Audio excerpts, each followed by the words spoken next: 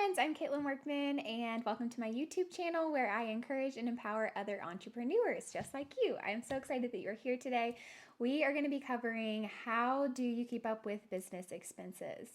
Wow, such a fun thing to talk about, right? But it has to be talked about. I've talked to a lot of friends recently who say, Caitlin, I have no idea how much money I made this year, or I worked all year so hard and I thought that I was profitable, and then it came to the end of the year and I paid everything back to taxes and I don't know where the money went. That's not fair to yourself. If you are doing something, you're working hard, you deserve to be paid for it. And so keeping track of your business expenses is something that has to be done.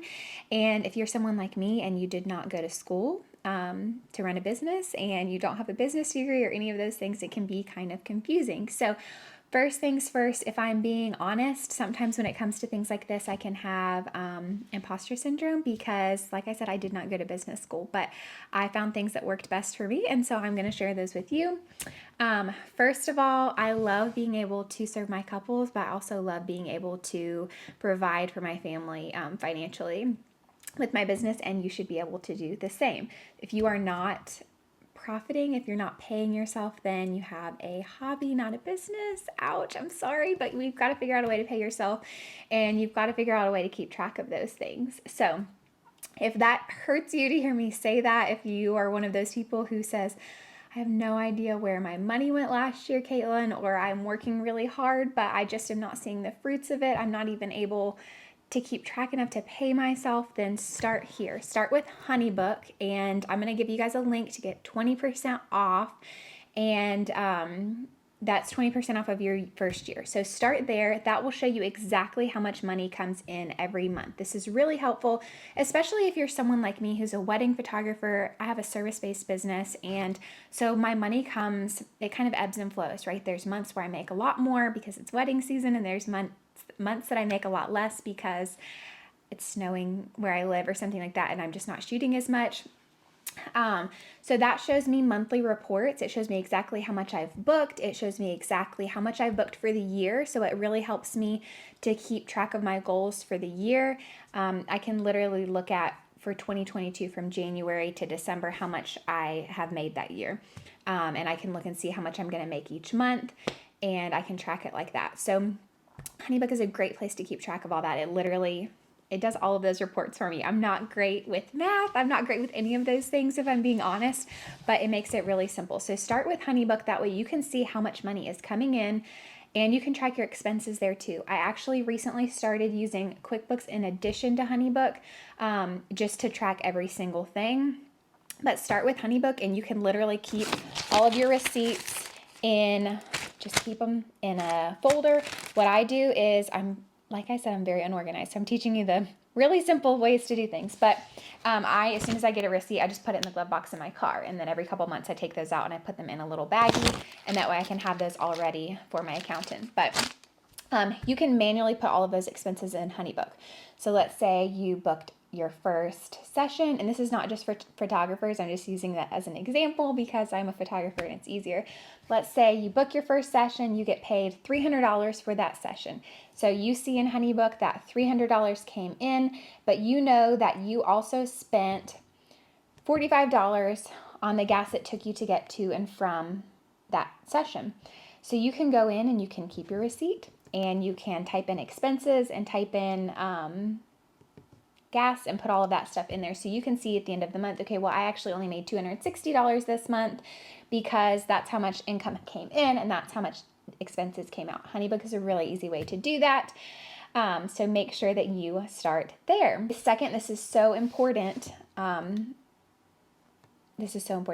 Separate your personal and your business accounts. I think a lot of people have problems with this because for a lot of us as creative entrepreneurs or entrepreneurs in general, your business started out as a hobby, right? So maybe you own a bakery now and your business started with you baking cupcakes for your family, and then you had friends start wanting to buy your cupcakes and you just started selling these cupcakes, right?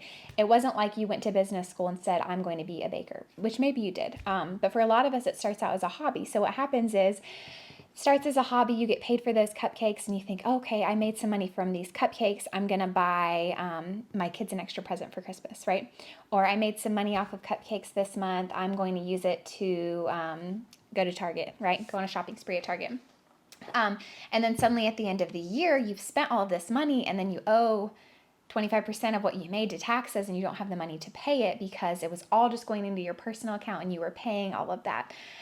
So make sure that you separate it. I would just encourage you to go today and make a separate account. If you don't, just make a separate checking account. Mine's called photography. And I started that in the very beginning of my business because I wanted to see exactly how much money I was making so that I could see when I could leave my teaching job and see when I could do this for as a full-time job. So start there. Make your separate account, and this is really important. Treat it like a business, right? Treat it like a business account. So don't steal from it. You wouldn't steal from a business, right? So don't steal from your own business. The money that goes into that account needs to be treated like business money. So when you see, okay, I sold 1,000 cupcakes this month. I don't know how much you would make off of that many cupcakes. I'm not a baker, but you sold all these cupcakes this month, so you made $1,000 this month. That's amazing.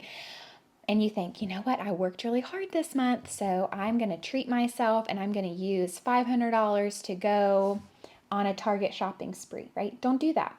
Use that money to invest in your business. The best thing that you can do for your business in the beginning is to invest in your education and to invest back in your business.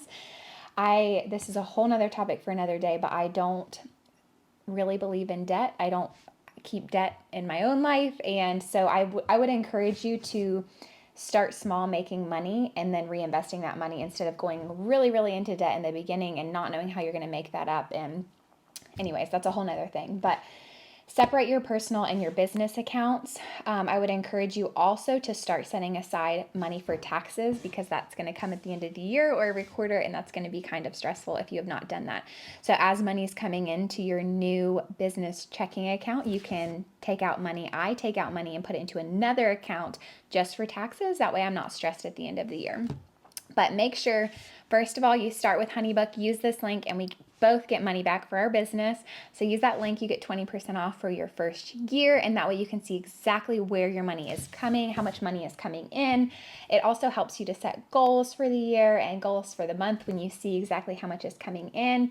And to separate your personal and business accounts today. Stop using the money that's coming in for Christmas and for things like that. Now, if you decide to give yourself an extra bonus at the end of the year, once you know how much your expenses are and you know how much your taxes are and things like that, that's totally fine. But just make sure that you are intentional with your money and you know exactly where it is going. So I hope that this was helpful. I hope that you guys try Honeybook and are able to actually see where your money's going and feel just more empowered after realizing that you're able to pay yourself and all of those things. So if you have any questions about this, if you have any questions about Honeybook, if you have any questions about any steps further with how to track your expenses, then please leave them in the comments and make sure that you subscribe to get more helpful tips. And yeah, I hope that you guys have a great week. I am cheering you on.